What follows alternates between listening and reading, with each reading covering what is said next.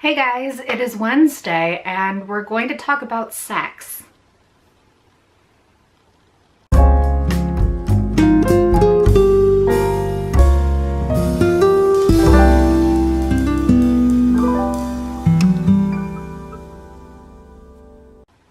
So, sex and relationships in books is kind of a touchy topic.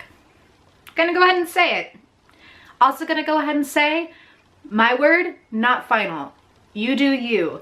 We're going to specifically be talking about children's books and age appropriateness today, and I certainly don't want you to take this as any kind of judgment on anybody's parenting. Guiding small children through the world is really, really difficult. And I haven't done it. But that being said, this is a topic that has come up quite a few times actually in the last couple of days in my BookTube life.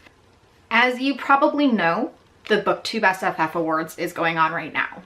On the list this year is A Court of Thorns and Roses by Sarah J. Maas and The Hidden Oracle by Rick Riordan. And these are two very different books, but they've both been jumping off points for me and a couple of other people talking about what is a healthy relationship, how do we show that in books, and what is the responsibility of adults when it comes to children's books. So a little bit of a preface. I was in probably late high school when the big YA boom happened. There has always been YA. If you look, Jane Eyre, basically YA.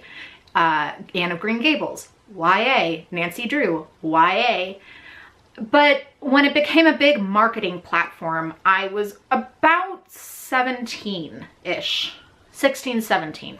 So clearly in the marketing range, but by that point I had long since been established in reading adult books. My reading experience as a child was pretty unfettered. My parents never paid any attention to what I was reading. And I had full reign of the library and basically whatever I wanted at the bookstore, and it didn't matter. My mom was just excited that I loved reading and had no inclinations to oversee or censor me in any way. So I was reading books with sex scenes at them at a very young age, 10, 11, 12. And for the most part, they weren't terribly explicit. I did for a long time read a lot of very smutty romance novels and fan fiction, but that was largely kind of 14 on. And so my experience has not been one of being handheld.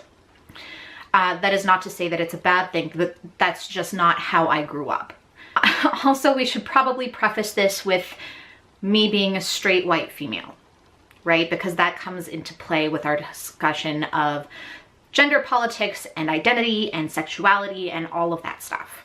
I grew up with that particular set of constraints on the way I was expected to behave and the things I was expected to read.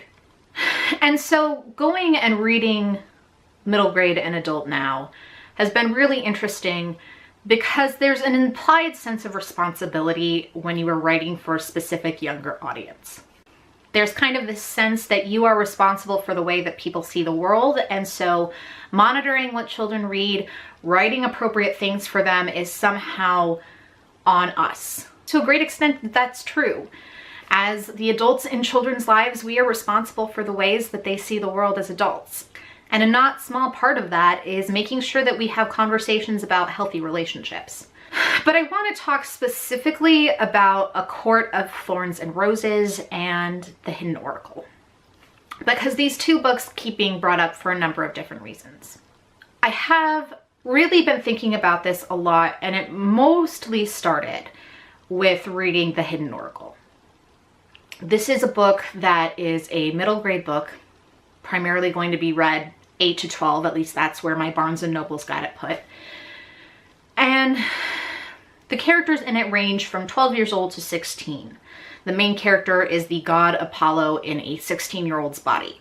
But what I wanted to focus on was the thing that really actually upset me quite a bit about the book, which is that the way that Rick Riordan portrays Apollo's relationship with Daphne is hella fucked. So Apollo in this 16-year-old's body is talking about his one true love, Daphne, and basically is super sad that she turned into a tree one time.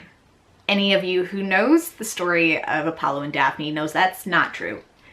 Um, basically, quick summary, Cupid makes Apollo fall in love with Daphne, who's a dryad. Apollo proceeds to chase after her, basically trying to rape her.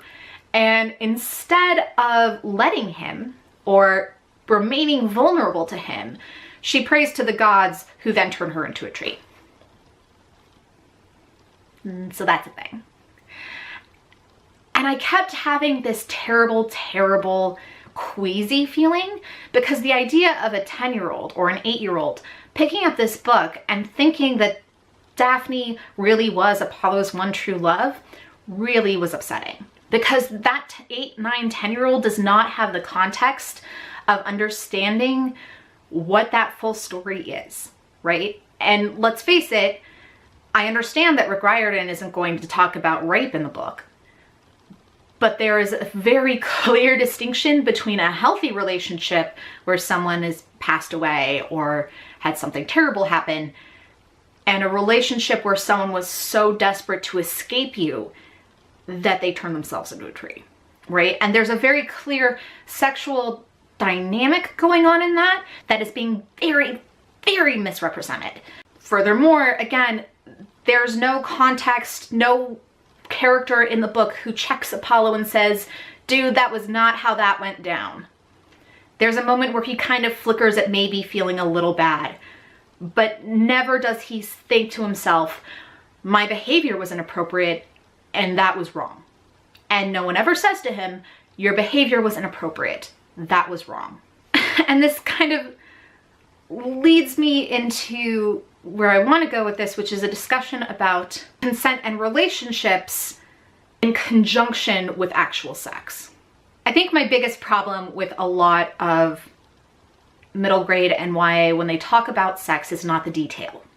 I mean, granted, yes, there is a place to talk about the gritty, steamy details of sex, and probably a YA aimed at a 15-year-old is not the place.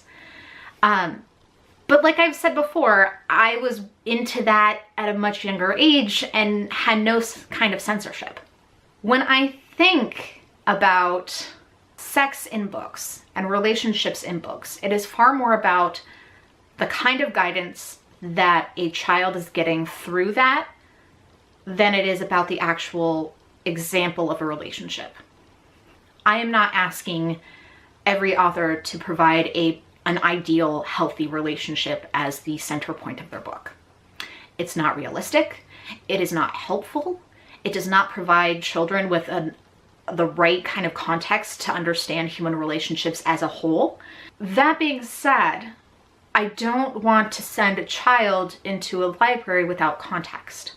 And I think the conclusion that I have by and large come to is that I don't care how many times an author says the word clitoris, right? Granted, I don't want my 10-year-old probably reading about that in great detail. They shouldn't be reading a Harlequin romance. But more than just censorship, I feel like there has to be a better discussion about providing context to kids. Let's take A Court of Thorns and Roses. Ostensibly a pretty harmless book, a little Twilighty maybe, kind of the typical what you'd expect out of a YA book. The book itself revolves around a young woman who is taken off basically into a fairyland where she is destined to kind of be the captive of this fairy lord. And she, over time, as you might imagine, falls in love with him. They sleep together, magic stuff happens, and their relationship vastly changes, and then she has to go rescue him, all sorts of the things. Well, there's relatively explicit sex. Nothing like actually super graphic, but it's clearly and actually talked about, right? The actual event is described in vague detail. That doesn't bother me nearly as much as the fact that no one talks about the kind of dynamic that's actually going on there. When there is a vastly more powerful man who has ostensibly control over a young girl's life, she's like 16, that is something to be really wary of. And when she has her conversations about how she feels about him, there's no reflection in that. Again, not something Sarah J. Maas has to include, but a 14-year-old reading this book should have someone telling them, hey, dude, not healthy. And I think we have a hard time, especially in America, talking about that because we don't want to tell authors, don't write this way. We don't want to tell parents, you have to read everything your kid is reading. That's, let's face it, just not going to happen. And we don't want to tell educators, yes, you should have explicit conversations about sex and sexual mores. Especially that last one. Oh man. The conclusion that I've, again, have really come down to is that we need to be better communicating about what exactly is healthy, what is not healthy, and how do we approach children with that conversation, rather than focusing on should there be sex in this book. And yes, I would probably agree there's a level of appropriateness insofar as what detail you were going into. But kids know about sex. I mean, they don't necessarily know the details, but they definitely know that it's not a stork dropping it off, right? Eventually they will find out about sex, at least in a cursory sense, like this is a thing that exists. I think because of that, because it's so integral to human life and creation, trying to hide that or glass over it entirely is unrealistic. So having a level of conversation like, hey, this is how these two characters feel about one another, can then transition into, and then they're going to go do this physically intimate thing. Here's the role that this plays in relationships. Turns into a conversation about, this is a healthy detail about what is going on. This is what this power dynamic is. This is why this is important for you to pay attention to. That context is not necessarily always there. So how do we fix it? I don't fucking know.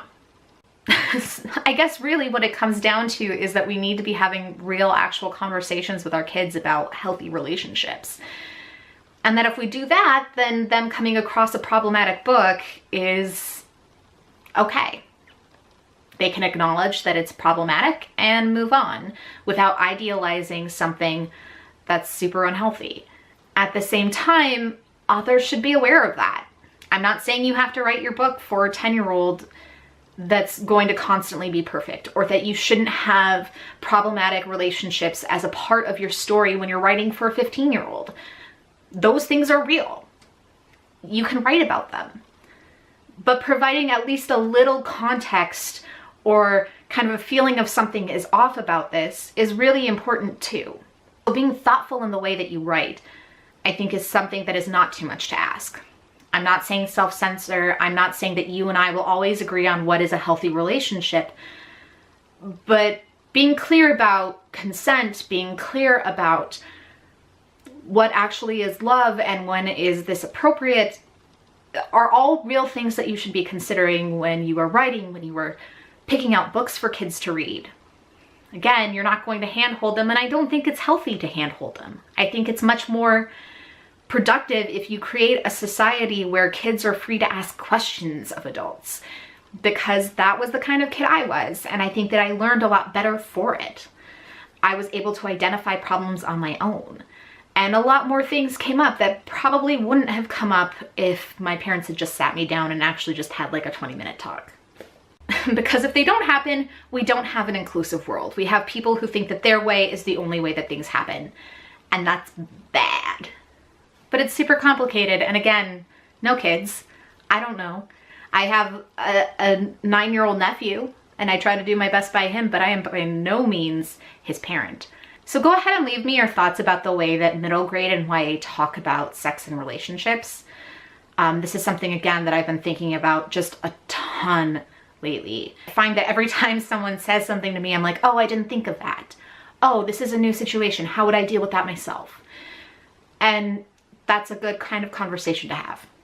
You know the drill. Comment, like, and subscribe. Hope you're having a good week, and I will talk to you later. Bye.